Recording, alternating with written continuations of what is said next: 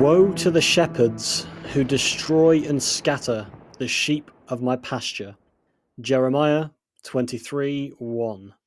In the increasingly capitalistic world we find ourselves in, it is no secret that money, greed, and power lie at the top of the pyramid.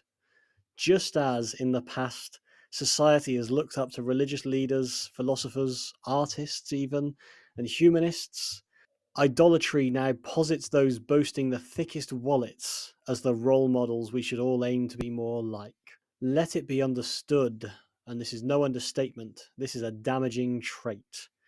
And three men who consume the focus of our lens today and incite the wrath of Jeremiad are Elon Musk, Mark Zuckerberg, and Jeff Bezos.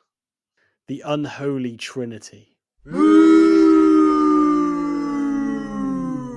I want to just correct you there. You said three men. I think you mean three bros. Three bros, or I think lizards is also acceptable semantic. Possibly in the case of Mark Zuckerberg, android. If we're being real and adopting the David Icke hat on this one, they are lizards, undisputed. I think Mark Zuckerberg's definitely got quite a strong reptilian quality to him. That's for sure. It's the eyes. It's the gelid, emotionless eyes. He looks very cold-blooded, and they are. They're all cold-blooded. They're ruthless. You don't get to be a billionaire without being fucking cold-blooded, killing a few people, sinking your fangs into a couple of corpses and sucking on the blood of weaker creatures than yourself. And that's exactly what they do. They suck the blood out of people like you and me, hardworking people. They harvest our data. They destroy our communication systems. They try and infiltrate us, but we're very awake. Our eyes are open, so they're not going to get to you and me, but they're going to get to other people. But this is exactly why we're sat here doing this out of the good of our own hearts. Jeremiad is nothing if not a siren for civilians. It is the beacon, it is the enlightenment in podcast form, in modern convenient streaming platforms, that's going to steer the flock to safety once again. And nay, I'm not positing us as shepherds. Nay, I'm not saying that we should be situated on some kind of gargantuous throne and given respect and authority. I'm not saying that. What I am saying is we're here to point out some blatantly obvious ills. And, people are talking a lot about Musk, Zuckerberg, and Bezos, as they have done for at least the past decade. These guys have been incredibly prominent, modern headline household names that everyone knows of, regardless of your opinion of them. But the reason that we discuss them today is not simply a character assassination or understanding the profile of these profit-driven minds, but it's the inherent damage in which they stand to cause, and the damage in which arises when a society does place individuals such as these in positions of power. Maybe that's a misleading statement. Has everyone got together and filled out a petition and said, we want these guys at the top? It's a combination, isn't it, of them being enabled to do more and more, and their actions and accrued wealth being glamorized, as well as then being in positions where they're almost above the law and able to manipulate things and incur changes and influence the society around them so that it is more enabling. I don't know. I think there's a certain helplessness sometimes when people when they've amassed so much wealth and power. It's like, what can you do to stand up to these people when they have so much money? It's not just the money aspect. In the case of Zuckerberg, for example, he doesn't just have people's money. He has their data. He has their information. Through Meta, he has collected and harvested so much powerful information. Obviously, Musk has X, formerly known as Twitter. And again, he'll be able to, ream in so much data, so much information about us, what we're looking at, what we're engaging with. That's the dangerous thing there. And obviously, it's very topical now with Musk basically being the so-called first buddy that the media has labeled him in the White House with a certain D. Trump. They were all of them were at the inauguration and they've all kind of cozied up to Trump now, and they're sort of spouting these, with Zuckerberg, for example, and Facebook removing these content moderators. It's going to be kind of like a community mod thing. And he said the workplace needs to be more masculine. I think Bezos has probably remained the sort of quietest of the three regarding Trump's election and stuff, but that doesn't make him any less dangerous. In some ways, it almost makes him more dangerous because we don't really know what he's thinking. He's, true power just sits in the shadows and just kind of watches on. He's the voyeur in all of this. He's just sitting back watching it unfold. He's the Avram Glazer of this shit shoe operation. It is sneaky Jeff. Got to be careful of him. Zuck is just kind of he's having some sort of midlife crisis at the moment, and then Musk is he's just gone off the rails, really, hasn't he? It's actually very, very targeted and very clever what each of them in their own way are doing. With the case of Zuckerberg, like you say, it comes across, and some people like to jovially discredit it as some kind of midlife crisis, or how people refer to it as a glow up. But effectively what he's doing is remodeling himself to appeal just as a character to a younger audience. There is a link there because we saw with Donald Trump, quite often is the course with American politics in modern history, people vote more so on persona and character than on policy and politics. If you can appear to be the guy that's cooler, the guy that young people would rather spend time with, you have a good chance of endearing yourself. There's many stats that I've seen recently, for example, talking about how Gen Z trust brands the least, possibly owing to the fact they're most aware of this incessant vortex of brands that we live in, and therefore are more acclimatized to looking beyond the brand. Well, obviously, if the face of the brand appears to be this cool, gnarly dude who makes songs with T-Pain, what the hell was that about? You don't look so much then at the shady things that Meta has done, the distrust that Facebook had. In many ways, Zuckerberg's rebrand is just the second stage of the Facebook rebrand, because obviously it became Meta, didn't it? And I know that encompasses other facets too, just like WhatsApp. The narrative that then arises and how kind of, in some ways, ignorant society replies to that, and people talking about, Zuckerberg might be my celebrity crush now, for example, is one comment that I've seen repeatedly. Yeah, it's very surface value and throwaway and just a bit of light fun. But some people will see that and actually believe that, and it does allude to quite a shadowy perception and justifying a lot of questionable behaviors. He never had like the best public image, did he? He was always he was a bit dweeby, I think most people would concede. Well, people used to joke that he was some sort of android or lizard because he just looked very like uncomfortable in most situations. The way he talked, the way he just his movements, he looked like some sort of cadaver that had been like reanimated, or like a puppet or something. I don't know. There was something kind of just sort of almost uncanny valley about him. He just didn't look quite right.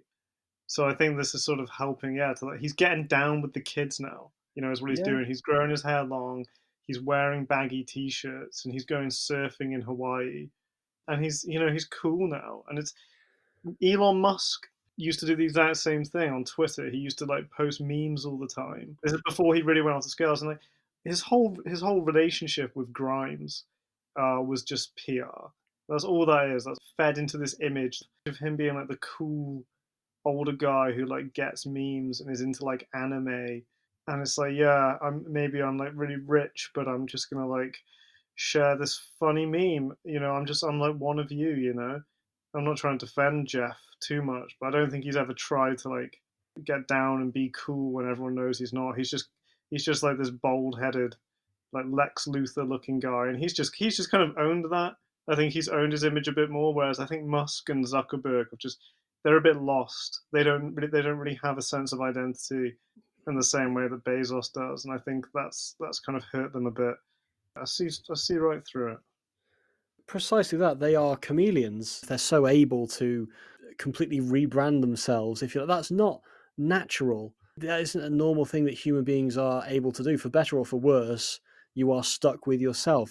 Of course, people can change and we evolve, grow, develop, regress all the time, but to present as a completely different personality, but that's the key word, isn't it? Present. With both Zuckerberg and Musk, they didn't just wake up one morning and decide this is what I need to do to change my image.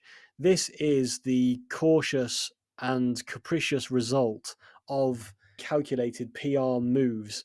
I read something earlier today that Zuckerberg actually employed at one point someone who was previously a political advisor for Barack Obama as part of his reintegration phase. As well with Zuckerberg, when you mentioned about the removal of fact checking at Meta. So when those two things are put together, you've almost got the dark abyss of the actuality that he's imposing on society and this very negative development that can be really damaging for the platform and for the end user. But then you've got like the light jovial singing with T-Pain or like surfing shots in Hawaii, broing down, paving over that crack quite literally. And then because of that image, people think, they're more willing to engage with Meta if, for example, they weren't before. But at the same time, then what they're engaging with is ever more falling down into the chasm of misinformation. It's like an echo chamber because if people are there talking about, or to get extremely tin hat, undoubtedly there will be accounts on there that aren't genuine accounts at all. That's nothing new. Bots on the internet, and we've covered that ground before. But bots that are pushing that narrative of, oh my God, Zuckerberg's so cool now. He's my celebrity crush. He's this, he's that. Then all of a sudden, there's some right wing MAGA rhetoric right behind it. People using the platform are kind of naive or honest about what they're consuming. And all of a sudden, something that appears kind of light at the front of it is very, very dark and damaging. It's classic wolf amongst the sheep. Put a bit of wool on themselves, blend in, I'm one of you, and then in the night, they'll fucking eat you. You've hit the nail on the head there. I think he's almost just trying to humanize himself. Like we said, he's just sort of appeared so non-human, so just kind of like there was nothing kind of likable or charming about him, and sort of him growing his hair out a bit, surfing. He does a lot of like barbecues as well. I think he's going for like the barbecue dad kind of vibe, and yeah, singing songs with fucking T-Pain. I mean, what's going on there? Who saw this coming on? It's weird and it's dangerous. It's really dangerous. I don't know where Facebook's going. I think a lot of it, yeah, like I say, it's just bots and AI kind of trash. We've talked about AI, of course. But the amount of like AI crap you see on there now is just horrendous. I don't have X anymore. I remember like getting shown all these videos during like, do you remember the summer riots last summer? Yeah. And like all these videos of like very right wing anti-immigration content coming up on my newsfeed, and it's like I've not searched for this, I've not done anything for this. Why am I getting this? And it's because that's the idea that Musk wants to push on me, and I wasn't comfortable with that.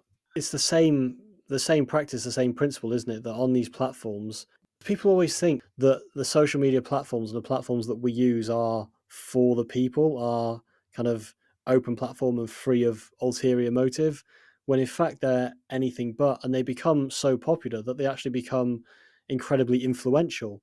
And obviously Musk with X, his whole tirade about bringing free speech back onto the platform, how much that has contorted not only the user experience on X, but in respect, Musk and Zuckerberg are able to have complete control and influence over algorithms. And when you take steps to remove sort of fact checking or layers of genuine objective verification, very quickly you can just peddle whatever narrative you want, or a narrative that someone you're trying to glean favor from wishes to be shoved down the throats of the masses. Some of the first things that Musk did under the banner of free speech on X was he brought Kanye West back onto the platform. That obviously caused fireworks. Kanye is nothing but controversy. He also brought Tommy Robinson back onto the platform. What potential intentions are behind that? That's been the thing for me most baffling and most damaging when I have sporadically looked at X or seen stories about about the interest that he's had all of a sudden in British politics in particular and stirring up the far right movement. I don't know the exact figure, but I do believe that he was actually one of the biggest donators, one of the biggest funders to the Reform Party campaign at the most recent election. That goes far beyond trying to endear yourself to younger audiences and, make the tech guys seem cool and undercut lingering stereotypes. It's a weird one, that his sudden obsession with British politics there, because he was actually he said Nigel Farage wasn't fit to lead reform because Yeah. Farage refused to endorse Tommy Robinson, and then he was tweeting all this shit about free Tommy Robinson. Who what did he tweet? Something like, "Who wants me to come and like liberate the UK from like the tyranny of Keir Starmer?" I was like, "What the fuck's going on here?" So when did Musk like have any skin in the game on Tommy Robinson, a man who was literally convicted for contempt of court and is a known fucking racist? It's truly bizarre. I think the whole reason Musk really bought X was to influence politics.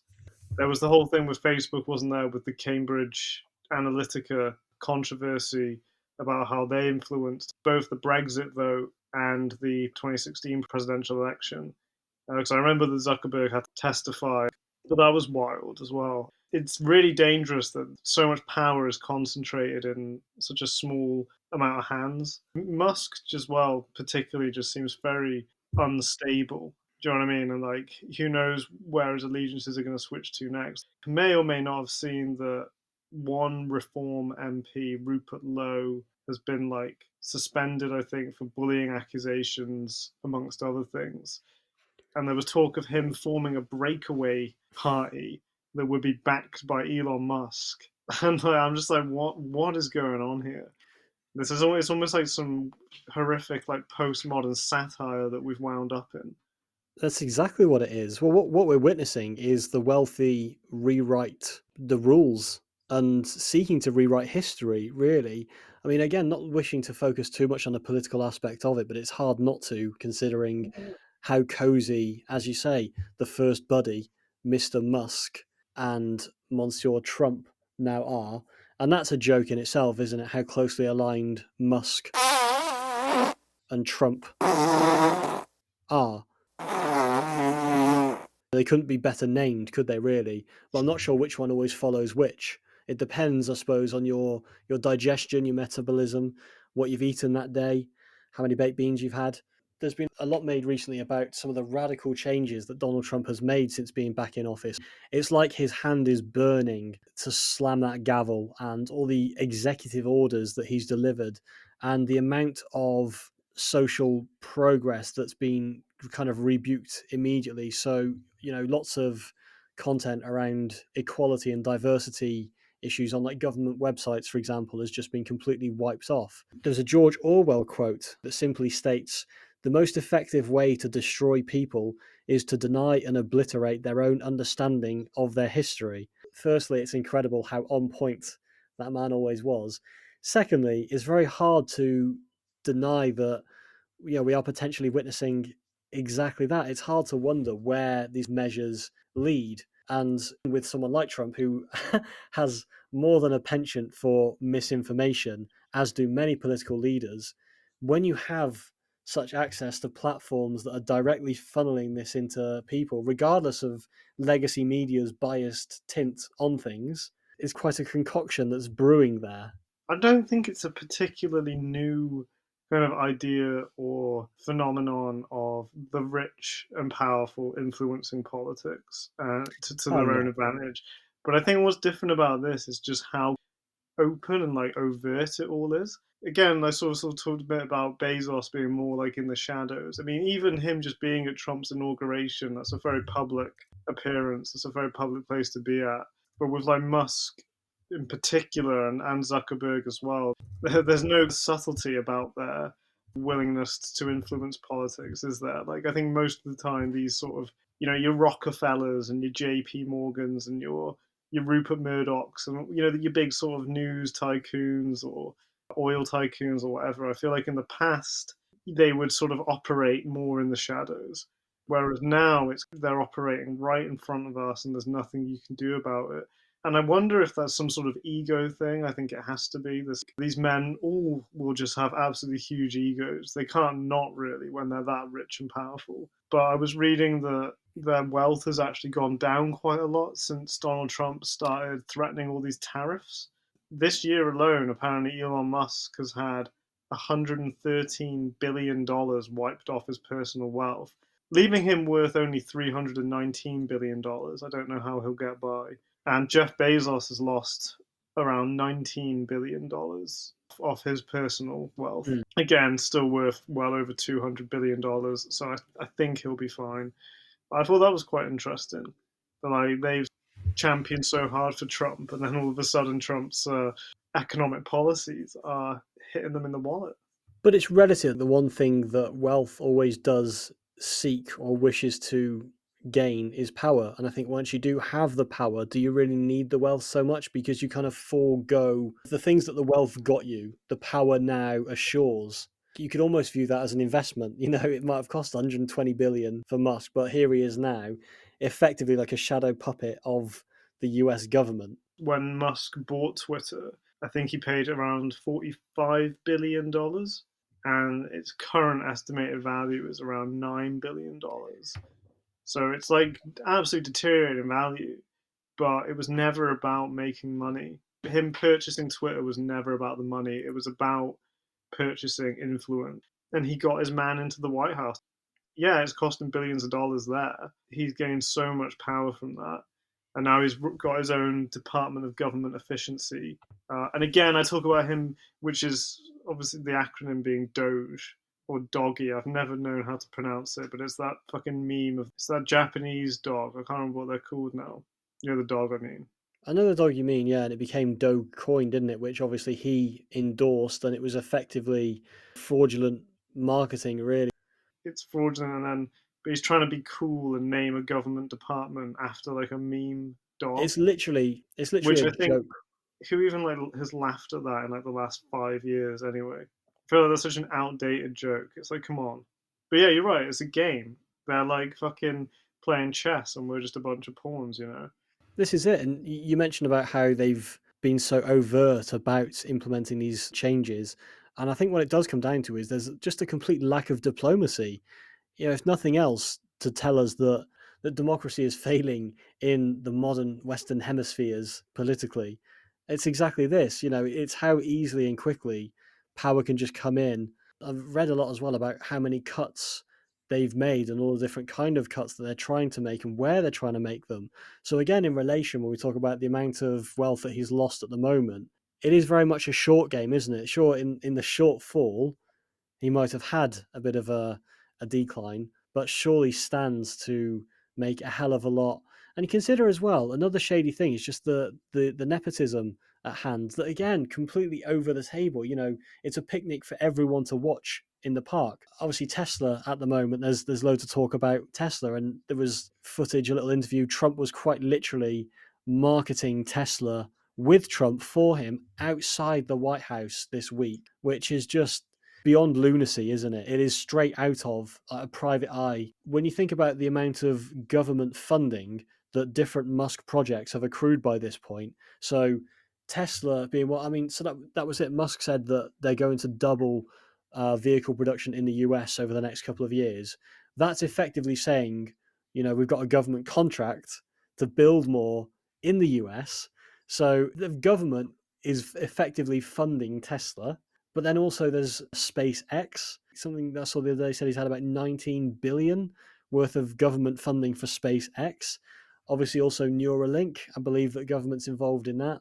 Starlink. He's basically just at the point now where the government is his personal wallet. That's wild. I think eventually we're going to have Tesla presents the White House. They're going to rename it the White House, brought to you by SpaceX in Yeah. association with Tesla. That's the way it's going. That's crazy how much government funding he's got. There's no sort of discretion. It's bragging. It's braggadocious. It's disgusting. That's what it is. It's very toxic. These three, they are the new faces of the modern era, this eon of doom that we seem to be further plummeting into. They are the Broligarchs.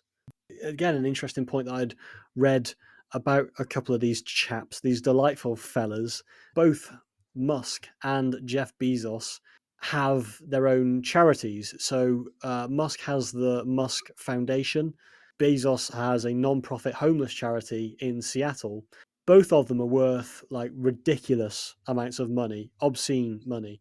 The Musk Foundation doesn't have a single staff member or employee. So it's just a complete charade. What often does happen in these scenarios of people with extreme wealth and power is they look to set up causes that seek to represent social justice that then does grow legs and run on its own, hence how they become valuable to a degree. Obviously, partners align with them. Undoubtedly, their tax loopholes, all these kind of things. They are effectively a vehicle for the oligarch in question to sow themselves further into the fabric of a society. And it can almost then become like leveraging chip, where you kind of say that if all of a sudden society wakes up tomorrow and says, no, actually, Elon, what you're doing is wrong, it's so much harder to topple this person and remove them because they've almost got this fallback card, this, oh, well, look at all the good that I did tackling this particular cause. That's become like the leader in its particular genre. So if you were to strip that down now, it'd be like Jenga. It's a trend of creating financial dependency on those self-appointed leaders for the world around it. These three men have got to a point where there's no spheres they can't influence. So, like Mark Zuckerberg is building this compound on this Hawaiian island. And it's shrouded in secrecy.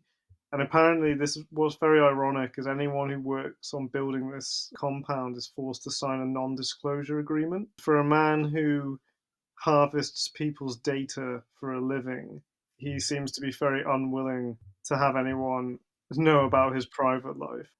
He very much values his own privacy. He doesn't value the privacy of anyone who uses his platforms. Apparently, it's got like a bunker. He is allegedly preparing for the rapture, as well as all these. It's 2 mansions, different offices and conference rooms, an industrial-sized kitchen, and all, 30 bedrooms, 30 bathrooms, a dozen buildings. But what he did is basically like the locals in Hawaii were not vibing with him. Yeah. He put up a big wall and cut off their ocean view, and all the trucks coming in. There was all this traffic in the neighborhood. So basically, what he started then doing was influencing the local politics, and he got all like the local politicians on board. He like infiltrated the council, doing all this funding for like the local area. He like gave loads of money to the Hawaiian like COVID fund for these like regeneration projects. He gave a lot of funding to environmental causes in Hawaii to like protect, the biodiversity and the beaches. Also, that he could take the attention away from this monstrosity of a compound he was trying to build. So that's exactly your point there about they're setting up these charities. What Zuckerberg did was use charitable donations in Hawaii to kind of distract people. The way like land ownership works in Hawaii is slightly different because it's sort of based on like ancestry, because it's obviously like a Polynesian culture. It's very different to a lot of the rest of the US. They initially tried to sue him, and then I couldn't really quite understand. He was faced with all these lawsuits. He ended up countersuing. He got some retired Hawaiian college professor to buy up this land for like millions of dollars, and people were like, "There's no fucking way this Hawaiian retired college professor has millions of dollars. I wonder where he got that from." And so Zuckerberg basically used him as third party to like buy land under the pretense of it being bought by a Hawaiian guy. It's insane. But that's just what they do. And apparently they're still building it. And yeah, allegedly there's going to be like this massive bunker in case of doomsday, which is no doubt is being caused by Bezos and Musk and Zuckerberg, because I imagine their lifestyles probably produce more carbon emissions than you or I could achieve in probably a millennium between us on our current trajectory. When Bezos wants to be a fucking astronaut and goes up into space and pumps out God knows how much carbon and all other harmful gases into the atmosphere, and then there's me trying to fucking just recycle. Fuck these guys. They're destroying the planet, and at the same time, using all their money to make sure that they're protected from the consequences of the planet being destroyed. Precisely. Well, a good offense is the best defense. That complex, it sounds incredibly reminiscent of a certain island of a disgraced former banker that got too close to royals. I mean, and that's an interesting comparison. I'm not suggesting that any of these are the new Epstein, but can you categorically tell me that they are not? When we talk about how they're moving in broad daylight compared to someone like Epstein, who was very much a money man, but he was a behind the scenes sort of money man, wasn't he?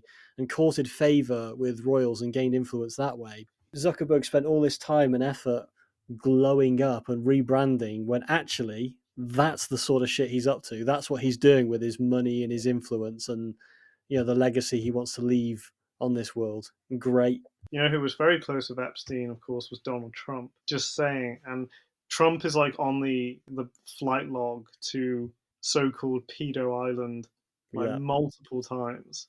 Interestingly, Stephen Hawking also on that flight log. Probably didn't do anything untoward, but there are rumors about Stephen Hawking. Did you watch the documentary Filthy Rich on Netflix? It was a good documentary. It was basically just about Epstein and his life and, you know, all the controversy and stuff. Yeah. One of the key pieces of evidence when they were interviewing all these girls that claimed to have been trafficked to Epstein was they all described his penis in the same way. Okay. And they all described it as being like an egg shape and it's sort of thinned out at the top. Yeah, weird, right? Like a normal penis, I don't think should get thinner at the top. Yeah, it's bizarre. But anyway, that's sort of a piece of evidence. Now, I've been looking at some interesting rumors. Elon Musk allegedly had a botched penis enhancement surgery. And there are also rumors that Donald Trump has a really small penis. Now, I definitely think there is a link between penis size, shape, function, and a lust for power. You think we're dealing with a bunch of beta cuck boys? I genuinely do. I think they are all a bunch of cucks. Mark Zuckerberg, I mean, that one writes itself. Elon Cucks and Jeff Bezos. You know, it's all there. It's like, that's because interestingly as well, I don't know if you've seen about like how many kids Elon Musk has. Most of them are like via like IVF now or like surrogacy.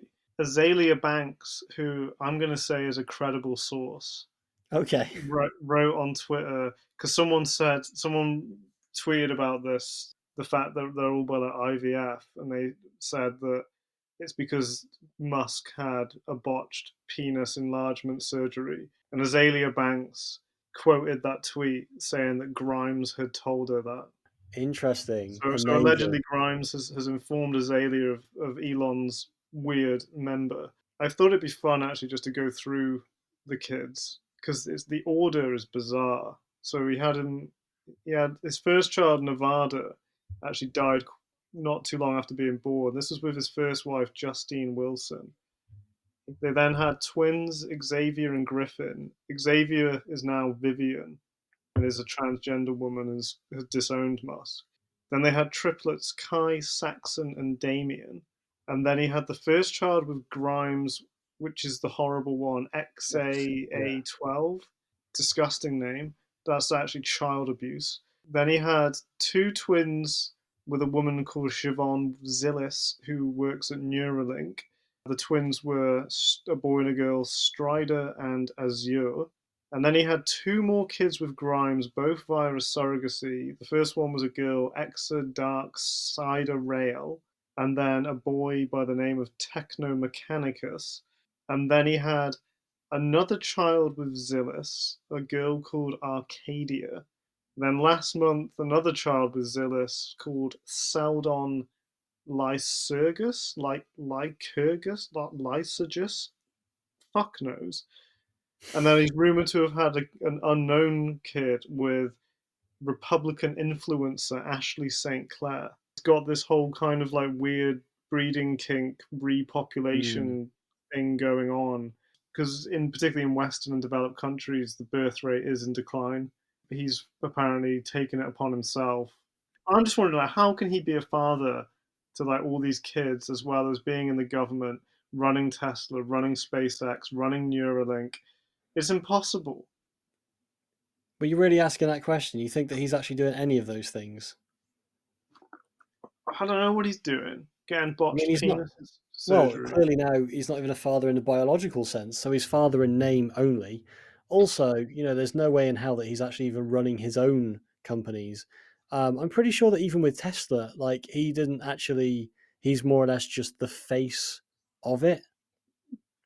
I don't know, but it's being defaced by people. Tesla, I don't see like people are burning all their Cybertrucks and shit. Well, I And there's think quite all these rightly. There's so many that I've seen billboards and adverts reframing Tesla as the Schwaster car, and mm, quite rightly expressing concern about Musk and Tesla, and particularly that incredibly lewd incident at the inauguration when he stood on the platform and made obviously is a Nazi salute. Maybe that sums up this episode and the point more than anything else could. And there's not really been any consequences about it. People have actually even come out and defended him, and that society is at a time and a place where something like that has even happened. it's Here we yeah, are. that Nazi salute was absolutely insane. I mean, when you think about like what the Nazis stood for and what they did, that's just such a sick thing to do. The Unholy Trinity, and each three of them are incredibly dastardly and nefarious in their own ways. The advancement and ingratiating path that Zuckerberg and Musk seem to be on is, in a really, really backwards way, humanizing Bezos. A rhetoric that's arising now is that people look at Bezos and think, he's not as bad as those two. That's insane because Amazon is just such an evil company as well. Do you know how much corporation tax Amazon paid in the UK in 2022? Nothing, not a penny. Bang on. They paid fuck all. In fact, they got money from the government Of course. because basically there's this big loophole about if they invest enough money in like AI and robots and certain tech and advancements, you can get all these tax credits, which is insane. This is a man whose personal wealth is in the hundreds of billions. He has more wealth than small nations, and yet he's not paying a penny of tax in the UK. This is why this country's gone to fucking shit. We're a fucking joke. How on earth can we just not be taxed? And then there's you and me, honest, hard-working citizens. I'm happy to pay my income tax. I'm all happy to pay into the system. I think that's fair. I pay my share. But the fat cats and the big wigs, and Jeff needs a big wig, gotta pay in. It ain't right, son. It ain't right. You deal with the devil, you go and get burned. Speaking of devils and devilish things that one might do, in the vein of trying to provide some sort of joviality upon this episode, of which undoubtedly has gone down a pan of wrath and seethe, which was to be expected, really. If you've got to this point, listener, and you're kind of surprised by that, sort yourself out. But the three of them, they're lined up in front of you. They're waiting behind the curtain. Snog, marry, avoid, Tom. Which ones are you taking? I avoid Musk. I think Okay. that's the easy one for me. I can't. I actually just can't stand him. I detest Yep. him. I think I would snog Bezos. He's just a bit slimy to me, and I just really can't stand Amazon. And then I'd marry Zuckerberg, because then he would, for my birthday, he would sing me songs featuring T-Pain. I think he is a bit of a cuck, so I think he'd be like easy to control. Do you think you could make an honest man of him? Yeah, I do actually. Plus, that Hawaiian island does look pretty nice. I was looking at it today, and I could live with that. And yourself? I take a slightly different approach. I will avoid Bezos due to the quite unfathomable amounts of slime careering off his back. I would snog Zuckerberg because it would just be, a brief moment of banal tongue smacking that I think I would be okay with. And I feel like as well, he'd definitely give me some kind of payment or stipend for that because I'm a great kisser. And I would marry Musk with the pure and prime intention of destroying him from the inside. I would become the unhinged wife that wakes him up at 2 a.m. with shears in the bed and chops at his chameleon little neck. Or I would go for the slow burnout and I would get some really debilitating, maybe some fentanyl or some shit like that. I'd try and spike him with a little bit each day so the world would see this slow and gradual demise of of a man. But having said that, maybe it wouldn't work because I'm pretty sure he's already on quite a Jordan Belfort regiment. There are some videos that I've seen of him where he like at official functions and he just looks like he's absolutely off his head. It looks like he needs programming. That's commitment, and I respect that. I respect the sacrifice you're willing to make. You could also confirm what's going on with his genitalia. Oh, I don't know. Also, I No, you would be have in to. line to scoop up a considerable amount of money, so that would be quite nice. I think, well, you would from any of them, to be honest. I think that's Yeah, that's negligible. true. Yeah, that's a good But point. interestingly, Musk was married to twice to the same woman. I forget her name. She's a British actress. She was in the Saint Trinian's films, but they never had kids. So the one person he was actually married to, his whole fucking love life, kids, whatever's going on, is truly bizarre. It's so weird. If they are the unholy Trinity, then the Father, the Son, and the Holy Ghost, which do you think is which? So I think in this instance, owing to the shadowy conspiratory nature and his elder statesman demeanor, Bezos is the father. Chronologically, he literally is the father as well. Maybe he's more like pulling the strings of the puppets. Musk and Zuckerberg can play the public game. Bezos can just sit back and weave his dirt. I think the son is Zuckerberg, particularly with the glow up. I think that's exactly how he's trying to position himself, therefore leaving Musk as the Holy Spirit. I think, he posits himself as this incredibly ideological, forward thinking, yet suave dude. I think that he's trying to sow a bit of himself into the spirit of everyone that buys into his bullshit. He's definitely spreading his spirit. If any of them are self-made, I think Zuckerberg is the more self-made one, which is why I think he's more the spirit. I think Musk has more of that because basically Jesus just he just lives off his dad's. He's a nepo baby, and that's Yeah, kind of what Musk is: a big yeah, nepo baby, a big baby in general. He is the son that never grew up because he's trying to be yeah. cool and stuff. And I guess Zuckerberg's a bit like that, but I think, and Zuckerberg's obviously a bit more baby faced. I get that, but I would say I'd say Musk is more of the that direct son, that problem causer. He's going around spreading his message a bit more. And Zuckerberg, because Facebook, that spirit has infected everyone. Do you know what I mean? Like billions of people have signed up to. I mean, how many people does Zuckerberg have access to through WhatsApp, Facebook, and Instagram? The amount of data he can have, that is like his. He's in our spirit. He's getting into our souls. He can look inside our minds and see what's going on. Would you say then, perhaps picking up on that a person's data is the equivalent of their spirit in this modern capitalistic hellhole? To a degree, yes, because with our data, I mean, you can look at everything. What we search, what we engage with. I mean, I even remember seeing. I know TikTok is a separate platform that's obviously owned by a Chinese company, but I remember seeing something like that TikTok uses the camera on your phone to track the dilation in your pupils to see whether or not they dilate when you watch a video. And if they do, then it means you like that video and they'll show you more of that. And I'm sure there's similar devices and treachery going on in Facebook and Twitter and all the rest to determine exactly what you want. It's like they know you more than you know yourself. So I think to an extent, yes, because they can see into what you're engaging with, what you like, plot those algorithms around you, and almost shape your spirit, shape your mold. At the end of the day, they can never truly get our souls. They can never actually take what's good about us away from us. And that's a comforting thought. They'll never really truly get who I am, my soul, my individuality. That's true. Thank you for that, John Connor. The resistance remains just yet. And I think in the spirit of John Connor and resisting, you know what time it is.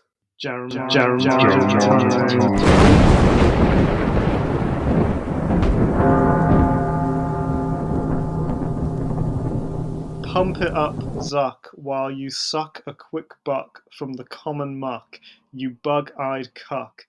No fucks given, Zuck, sucking Trump's junk. Luck, no luck does Zuck pluck, all graft and hard work, nip and tuck, trim and pluck, that humanoid fuck with all the charm of a hockey puck. Truck after truck chugs up the Hawaiian muck, the locals stuck, no view to lap up. What foul parasitic bug has come to suck blood from dawn till dusk? Here comes Mr. Musk, a musk of IVF and lust washing around his husk, soulless, nothing but dust. Why must this unjust Musk disrupt life's ebbing bustle and busk? No trust, he taketh Donald's tusk and thrust it into the crust while erecting his bust as Tesla goes bust. His loss, down with Bezos. What was lost will come back at great loss, for demigod Bezos knows no loss, that bold-headed dross. Toss his shiny dome across Oz, Westry, Jeffrey, you have upset me at great cost. Heart as cold as an Arctic frost, so blast off this sphere of rock. Big boss baby looking boss, you will be no loss. Take your buddies with you and toss each other off, circle jerking as you circle the earth and drift into the void where the nothingness you deserve awaits.